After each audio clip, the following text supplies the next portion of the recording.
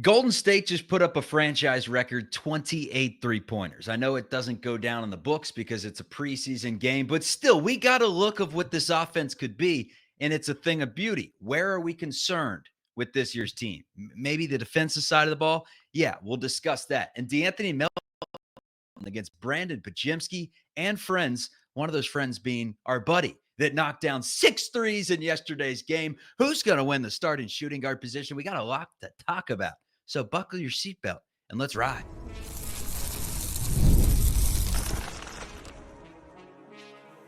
You are Locked On Warriors, your daily Golden State Warriors podcast. Part of the Locked On Podcast Network, your team every day. What is the good word, everyone, for the Golden State Warriors? It's a 2-0 record in the preseason. Hey, they don't matter, but you may as well win them when you play them. Charlie Walter, formerly of 95.7 The Game, co-host. Matt Kolsky of KNBR, formerly of 95.7 The Game, did a lot of Warriors post. I covered the team for 95.7 The Game myself and for CBS News Bay Area, where I saw the title run in 21-22. This is Locked On Warriors, part of the Locked On Podcast Network, your team every day. We are brought to you by FanDuel. You can start the season with a big return on FanDuel. Place your first $5 bet. You'll get started with $200 in bonus bets. That's guaranteed. Visit FanDuel.com to get started. Little rundown on today's show. Best shooting ever from the Golden State Warriors. Statistically speaking, yes, that's the case. But have they assembled sneakily through attrition and through numbers the best shooting team in Warriors history? Dare I say it? We debate. Andrew Wiggins update. He will miss the next game and potentially the next preseason game after that. We'll hear what Steve Kerr had to say. And then D'Anthony Melton against Brandin Podziemski, the shooting guard, point guard argument. What is Podziemski and is D'Anthony Melton kind of starting to steal that spot, to separate himself a little bit? But let's start with the shooting, man. When you hit 28 threes, that's off the top. How are we feeling 20 hours removed or whatnot? Look, it was a heck of a performance. And we know, based on the entirety of NBA history, that we're not going to see that a lot. But, boy, it's a good sign. You know, every question mark shooter on the team hit threes yesterday. And that's all you can ask for. I mean, Draymond, Kyle Anderson, hit 4 of them. Kuminga, right? And if those guys can even do that once every 2 or 3 games, that'll keep defenses honest. And that it does give this team a chance to have a really dynamic offense in a variety of ways. We just got to wait. It's so hard because we just got to wait and see if guys like Draymond and Anderson and Melton can maintain a reasonable 3-point percentage over the course of the year. But if they can, that's where everything opens up for this team. Yeah, and the dream, you know the quote, teamwork makes the dream work, and you kind of saw it in yesterday's game. 5 different Warriors scored in double figures. The 28 three-pointers, I mean, Buddy had 6 of them. Steph had 3 of them. Draymond had a pair. Podziemski had a pair. Lindy Waters came in for 13 minutes, knocked down a trifecta. Kyle Anderson hit his only attempt. Buddy Hield hit 6, as I mentioned. D'Anthony Melton looks like he could really flourish in this offense. That's a topic to be had in about 15 minutes. But, I mean, just going down the list, Moody, 2 of 6. Beekman came in there and hit a 3. So everyone but my guy Quentin Post. He's still over from deep. We're not going to be expecting much of him, though. Your guy. See what he does in the G League this year. There Yes. may be spot minutes for him here and there, but I think I've seen enough just through Steve Kerr playing him only 3 minutes in this game, assuming he's fully healthy. That's right. Kerr kind of laid out the script a little bit of how his rotations are going to look somewhat, right? I think so. But I mean, look, exactly who's in the starting lineup once Andrew Wiggins comes back, we'll see. But I think with this roster, last night was a pretty good approximation of some of the combinations you'll see. And I think one of the things that was notable, and it's interesting because there was such a great 3-point shooting night, but Steve Kerr was more than willing to put what we would say is lineups with less than 4 traditionally good shooters on the floor, you know? And whether that was Trace and Draymond or Looney and Draymond, or I know Anderson hit his 1-3, but not traditionally a particularly good 3-point shooter. He was awful last year. It's going to require some faith. And Steve Kerr is showing that in the preseason. We'll see how that goes once the regular season starts. Steve Kerr talked about how this is really the way the Warriors are going to play. He's like, we're looking at the stats, we're looking at the numbers, we're looking at who we are, and this is who we are. This is how we have to play. The ball, as you said, it has energy. You got to be whipping at all times. Brandin Podziemski is a big reason for that, and that's why when we have this Melton Podziemski debate, I do think it's smart to start crafting his position to more of a combo guard featuring the point guard dominantly for Pods, because it just seems like that's what his skill set's at right now. But we'll discuss that in just a little bit. I want to talk more about this familiar style from the Warriors, but at the same time, it's different because we've never seen a Warriors team hit 28 3-pointers before. Steve Kerr mentioned how top to bottom, sure, they lost Klay Thompson from a season ago, and Klay Thompson can still stroke it with the best of them. But top to bottom, this Warriors team has much better shooters all around. I mentioned Melton knocked down 4. We didn't expect him to come in and be a sharpshooter, but I do think he has those capabilities. He was hitting deep ones. He was hitting threes off the dribble, didn't need much space to let it fly. I don't know what Memphis was doing with him, but I don't remember him being or Philly, someone that took more than 6-7 threes in a given game. You see 9 in 18 minutes. So right now it's the unselfish play because Buddy Hield told reporters it's guys like Podziemski and me and Draymond all playing unselfishly. That's the Steve Kerr way. The question that I have, because we've seen great Warriors shooting teams, can they get it done without great defense? Because we don't know what they're going to be defensively yet. They've been able to supplement it over the years on their off night shooting because they have such good defense. You've mentioned that. I do think they have the ability to craft some good defensive lineups. I mean, you're talking Curry, Melton, Wiggins, Draymond, and Trace Jackson Davis. I feel like that would lock up right there. The question's going to be what happens when the Warriors have shooting nights like in Hawaii? But guess what? They won that game too. So yeah, I mean, it's worth noting that they did hang on there. they did win the game. Lindy Waters hit a big shot, right? I mean, I think it's not going to be Lindy Waters in the regular season, but this team is going to require some big shots. There's one obvious choice to actually take those when the chips are on the table. But all year long, I think we're going to be asking a lot of the same questions because although I see the ceiling for this roster as relatively high, I think higher than most, I also see a team that features enough guys that I don't believe can do it every night, that I think we'll see a lot of different versions of the Warriors in terms of who's featured over the course of the season. Coming up, we're talking about Brandin Podziemski and DeAnthony Melton. One, it seems like there's a lot of point guard in Brandin Podziemski. Can play the shooting guard position pretty effectively too, I'd say, next to Steph Curry.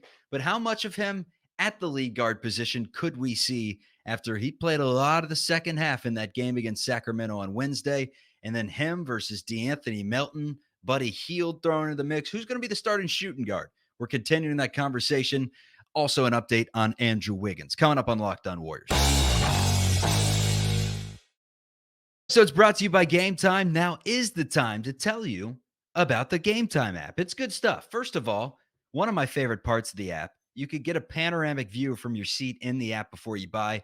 Just gives you the confidence that you go in there and you know exactly where you're sitting. Make sure you're not sitting in front of a pole or something. Number 117, 137, that doesn't tell you anything. So trust Game Time. Also trust that you'll get the lowest ticket price guarantee, or Game Time will credit you 110% of the difference. And the best part about the app, in my opinion, the closer you get to your event, the cheaper the tickets get. Take the guesswork out of buying tickets with Game Time. Download the Game Time app, create an account, use code LOCKEDONNBA for $20 off your first purchase. Terms do apply. Again, create an account and redeem code LOCKEDONNBA for $20 off. Common narrative is that you need a set 9-10 man rotation. Everyone needs to know their role. That's the kind of team that wins a title, and it's true. But I don't think that means it's impossible to do it if you have the right combination of a rotating cast. And I don't know that that's where the Warriors will be at the end of the year. I do think that's where they are now, for better or worse. And I just because of the players involved, I mean, beyond Steph Curry and Draymond Green, who would you peg as the next most likely guy on this Warriors team to like lock up a starting spot and 35 minutes a night? All these guys are really pretty good. They're pretty valuable players who fit with what the Warriors want to do, and there's value in that. There's value both as a team and as assets. And it's going to be fascinating to watch it come together. Brandin Podziemski was one of those valuable assets in the offseason. I think it was like early July, mid-July, his name just started getting hot in Warriors land because of the Lowry Markkanen talks and because of the way that the organization had talked about him. And then there's reports that he's, penciled in as the starting shooting guard this upcoming season. And because of that, it made me think that Pods was the guy at shooting guard, that DeAnthony Melton was the obvious six man, that he was going to give you energy off the bench. And then I watched 2 games, saw what DeAnthony Melton did at the shooting guard position, watched what Brandin Podziemski did in the second half when he was running point guard duties, and really what he was doing all game facilitating. It was just, he'd pick his spot and he'd find his guy. Ball movement was great. And Pods was finding Kuminga. He found Buddy. He found Draymond Green. He found Looney. You talk about the Warriors spreading the wealth. Pods was, I hate this word, it's the word of the season. It was optionality last year, or it was, only so many minutes to go around, numbers game, whatever it may be. This year, it's connector. That's that word we're hearing, man. And Pods is your connector. I see him as a point guard. Now, if it's this year, I don't know. But moving forward, that just seems like his most natural position. Could play a little too if you need him to. But what are your thoughts on that? You think I'm in the right there? Or you think he's going to stick with the shooting guard spot? Well, what do you think the job of the two next to Steph Curry is? I mean, recently it's been shoot, right? Shoot at volume. Yeah, that's what Clay does. And I guess part of the issue here is that Draymond Green is really the point guard, right? Draymond Green is the point guard in the starting lineup. If we're talking of point guard as a guy whose main offensive focus is setting other people up, that's Draymond. DeAnthony Melton and Pods could both kind of play that role. Either of them is capable of handling the ball and moving it and doing the right thing in the Warriors offense. If we're talking about relegating Brandin Podziemski to the minutes Steph Curry's not playing at the alleged 1, that's going to stunt his development considerably. No, right? no, I'm more saying. No, I know you're not saying that. Yeah. But what I'm saying is, like, this team, because of what Steph Curry is, kind of defies the need for what you think of as a point guard, right? Podziemski is going to do a lot of that. That's why they love him, because he tries hard, he plays tough, he's aggressive, and he's more than willing to pass. I think he can do that off the bench just as well as he could do it in the starting lineup, and I think he showed that over the course of last year.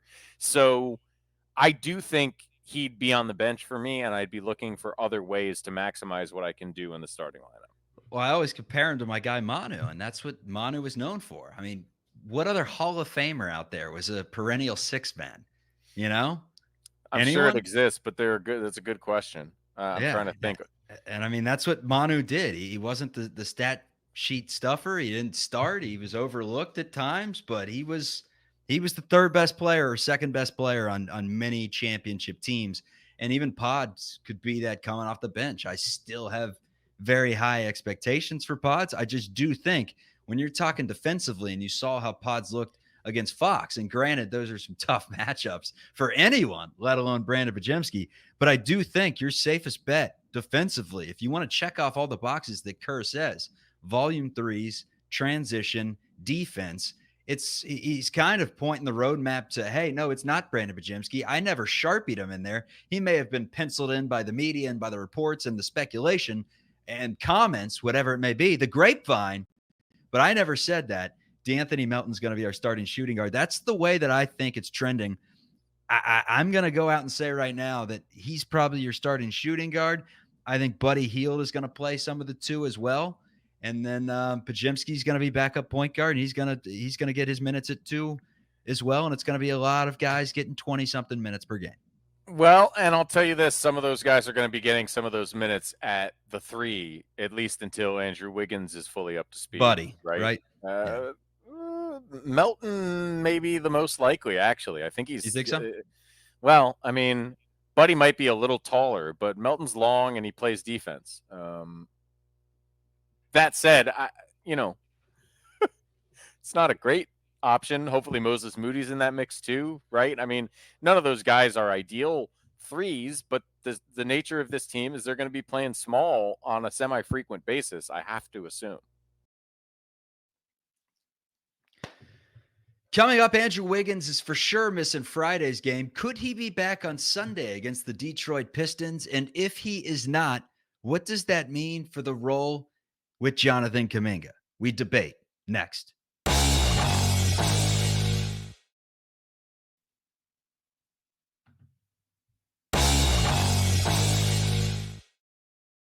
Hey, NFL fans, you can start the season with a big return on FanDuel, America's #1 sportsbook. So when you get a hunch during the middle of the game, you can check out the latest stats, you can view the live play-by-play, and you can do it all on the same page where you place your bets. So you can track the game while also placing your wager. And you'll get a free $200 in bonus bets guaranteed when you place your first $5 bet. 5 to win $200 in bonus bets on FanDuel.com. The Golden State Warriors covered the spread, getting 4.5 points in Sacramento on Wednesday. On Friday, in preseason game number 3, they are the favorites. They are giving Sacramento 1.5, the line minus 1.5. If you like that bet, go ahead and place it on FanDuel.com. Andrew Wiggins, man, he missed the last 2 preseason games. He's going to miss the next 2 preseason games. Kerr did give the update on Wiggins on Thursday, told the reporters he's practicing, is yet to participate in full court scrimmaging. So exactly what I told you the last few days, that he's practicing, but no live action, which is kind of important. Did leave the door open for Wiggins to play on Sunday against the Detroit Pistons, but it is likely that he's going to miss the next 2 games, given that Golden State won't be able to scrimmage again until Monday. And then you look at the remainder of the preseason. There are 2 more games after that. He needs some legs under him. For his own sake, he needs some legs under him, because I did a full segment on, I taught the faithful that didn't know who Wally Pipp was, who Wally Pipp is, and, why the importance of being available is so important. It's literally the most crucial thing in life. And, I mean, Jonathan Kuminga can steal a spot here.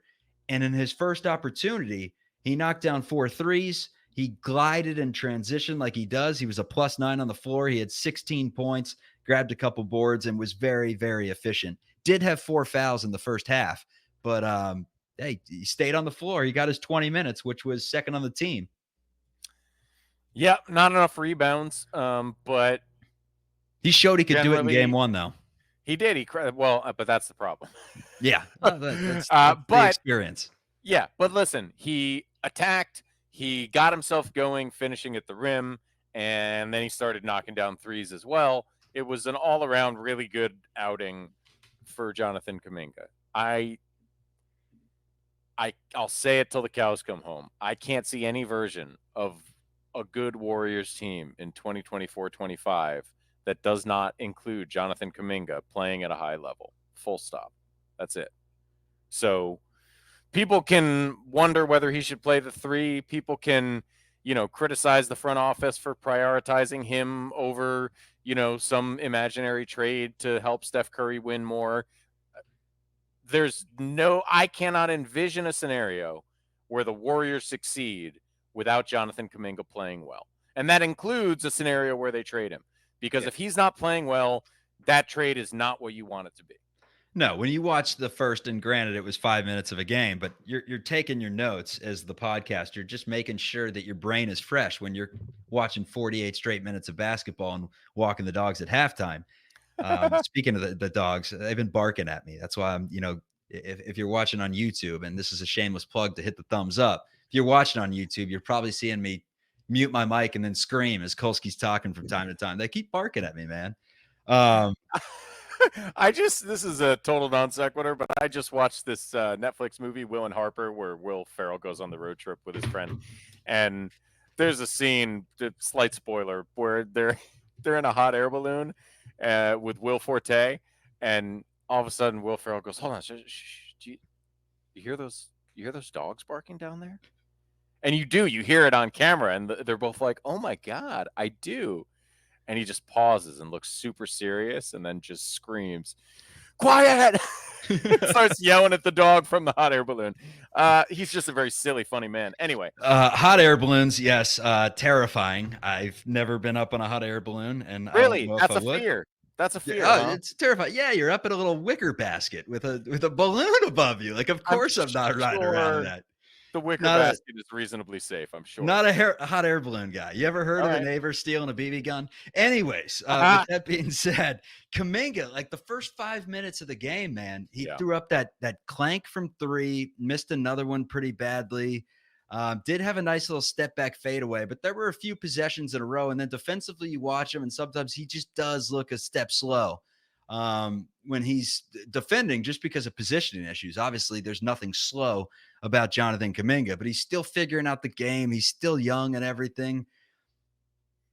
But when you see, 5 minutes into the game or whatever, he knocks down a few, he gets out in transition. It's a confidence thing. And that's where you got to give the guy the 35 minutes that you said. Yep. And whether it's, like you said, whether it's on the Warriors or whether it's in another uniform, if he's playing well, it's going to open doors. Yeah. And I'll say again, like, I believe he's earned it. And obviously I don't know what's going on behind the scenes, but by all accounts, work ethic is not a significant issue. I am willing to bet that Jonathan Kuminga intellectually on the practice floor has a pretty good handle on all these things.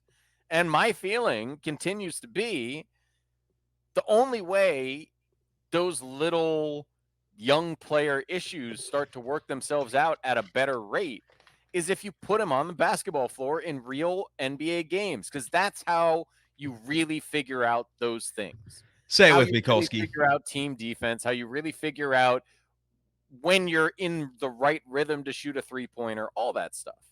Say it with me. Give me an R. R. E. E. P. P.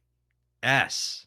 S. Yeah. Good What's call. that spell? It spells reps. Reps are Yeah. everything in life, man. Reps are everything in anything. I mean, you want to talk about broadcasting, like, we both got our career started decades ago at this point, a decade and decades. Like, you remember your first time on air? I was looking at the wrong camera.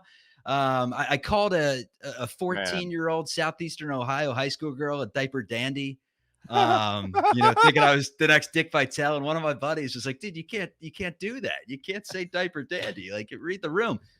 You grow up. You get better in anything, any position in life. So that's life. No Give him the minutes. Yeah, and for me, he has earned them. That's the thing that I want to keep saying is that, like, maybe there's some goofiness behind the scenes. From what we have seen, he deserves it. And I think, in a way, Andrew Wiggins being a little dinged up and on a slower ramp leading to the season could end up being one of the best things for this Warriors team in the long run. Wiggins, for all of his flaws, does not seem to be a particularly bothered guy. It doesn't seem like he's going to get offended. Seems like he can probably manage coming off the bench. Like I may flourish. He might. And again, I wouldn't rule out getting him back in the starting lineup at some point. And maybe more to the point, I wouldn't rule out him frequently being a part of the finishing lineup, where they might be more willing to go small on a lot of nights. So it's not even a diss to Wiggins, who was not as good as Kuminga last season, by the way. It's just time. It's time for Jonathan Kuminga to be a fixture in what they're doing. And I think, if he is a fixture for the season and doesn't figure those things out, then we can have the conversation about what this guy's worth. But right now, I think he's got to get the reps, and I expect some of those things to get ironed out because you described it. It's confidence. He hits that turnaround fadeaway to start the game. He's feeling himself. He starts pulling up for bad three-pointers, right? Once he then sort of resets, attacks the rim, gets back out to the three-point line, he gets back in rhythm. Like, he's figuring these things out, but you got to play. Yeah, and he's not someone that I think should ever be, at this point in his career, shooting consistently off the dribble, off movement, without his feet set. Like, he's from three, at least. He's someone that should be taking him when he's open. He's going to have plenty of open looks this season. But know your game. When you're not open, turn the corner and get downhill. Good things are going to happen pretty consistently. So I think that's kind of the storyline of the season, man. Warriors have a lot of players with very different roles. You could call a lot of them role players, maybe in the traditional sense, but there's nothing wrong with a lot of really good role players, man. You just got to know your role and do your role. And it's easier said than done. And they have enough guys that can elevate beyond that normal role player level on any given night. I don't think anyone's going to be excited about playing them this year. Again, is the ceiling, what is it, without some sort of augmentation to the top of the roster? I'm not sure, but they're not going to be an easy out on any given Wednesday, as it were. By no means. All right, Golden State Warriors, Sacramento Kings. They tip off preseason game number 3. Look for their third win on Friday. We did the post-game show live on Wednesday. We'll do it again on Friday. You're in, right? Let's go. You're in, Oh, yeah. Come on. Yeah. How about it? Why not? A little late night with Chuck and Kolsky talking Dubs. We'll be here on YouTube, and then the show immediately after the live show will be posted on the audio podcast. So subscribe that way if you miss it on the tube. See you, everyone. Have a great night. And we're free and available wherever you get your podcasts. Peace.